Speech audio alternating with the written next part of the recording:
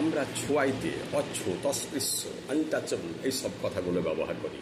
অর্থাৎ আমরা পথে ঘাটে রাস্তায় হাটে মাঠে কোনো একটা কাগজ ছড়া ছুঁয়ে দিলাম, একটা কাপড় ছড়া ছুঁয়ে দিলাম, অথবা কোনো মানুষের কাপড়ে ছোঁয়া গেল, ছোট জাতি, এইসব নানা ধরনের ব্যাপার আমাদের আছে, এগুলোতে আমরা ছোঁয়াইতে হয়ে যাই। কিন্তু বেদান্ত শাস্ত্র বলছে এসব কোনো কিছুই অপবিত্র নয়। এসব আপনি করার পর হয়তো একটা স্নান করে নিলেন বা পা ধুয়ে নিলেন, আবার মা শারদা বলছেন দুবার গোবিন্দ গোবিন্দ বলে দিলে এসব ছোঁয়াইতে চলে যায়, এসব কোনো ছোঁয়াইতে নয়।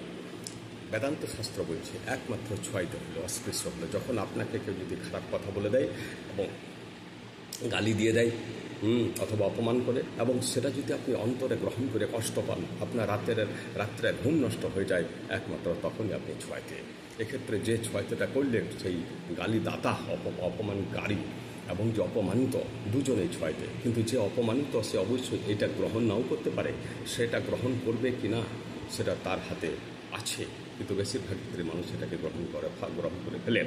শিব যখন ফলাফল পান করলেন তখন তিনি এটাই প্রমাণ করলেন যে এই সংসারের কোনো কিছুই অর্থিত নয়।